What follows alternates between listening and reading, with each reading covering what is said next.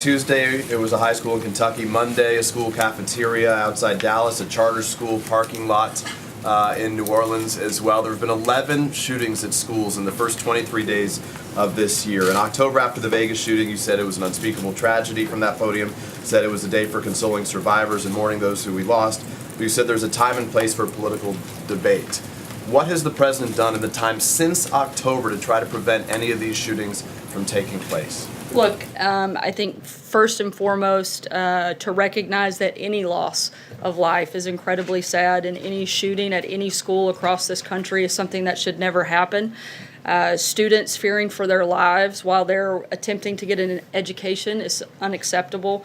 Certainly in this administration and by this administration. The president believes that all Americans deserve to be safe in their schools and in their communities. We've had 2 years of increased violence prior to the president taking office.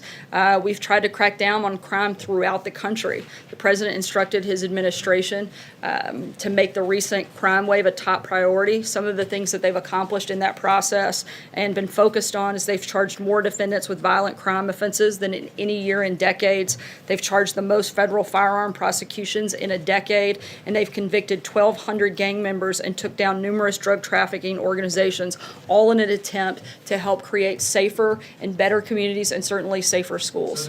Thanks so much, Wait, guys. Sarah, to be clear, you said we all agree that we want students to be safe at schools. That's not in dispute. And we all agree we don't want there to be crime. But what is the president specifically doing?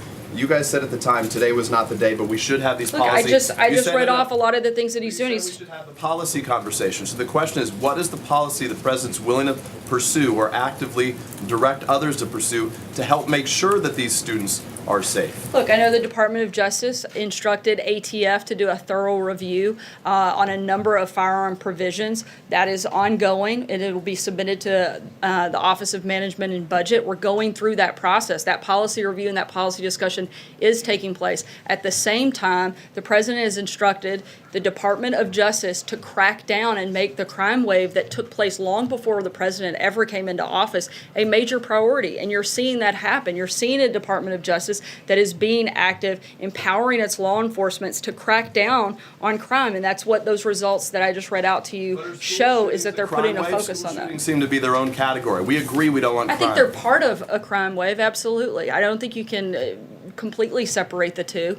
They are a part of domestic violence, and I think that it certainly would be part of a crime wave that we are focused on addressing, and you can see some of the things that we've done since taking office. For the nation and tell Americans how he feels about this issue and try to do what he can with the bully pulpit I think he has, Peter. I mean, to sit there and question, I'm sorry, hold on.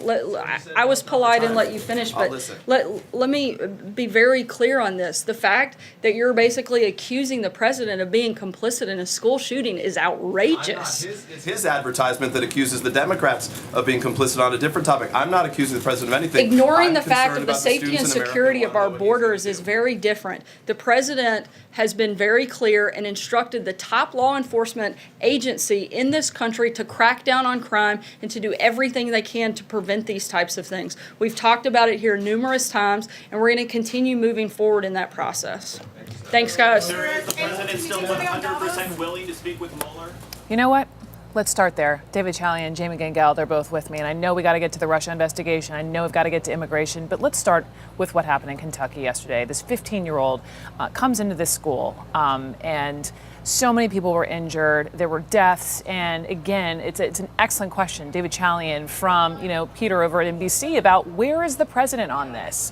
Why doesn't the president come out and publicly acknowledge the gun violence in our nation's schools and churches and theaters and what have you, and do something about it? Where is he?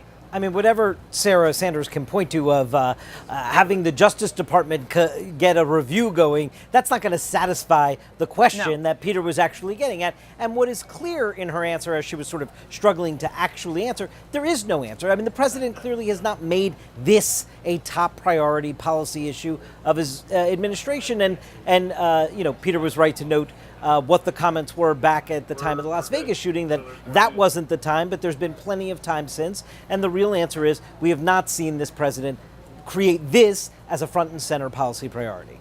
What do you make of it? I think one of the things that's very shocking about all of this is how it has become an ordinary thing day in and day out.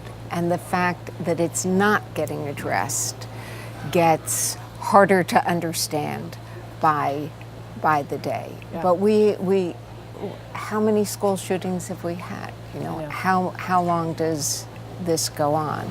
I mean, I remember Columbine when it was a huge story and we all thought it would be different. And then we had Connecticut, and it's just,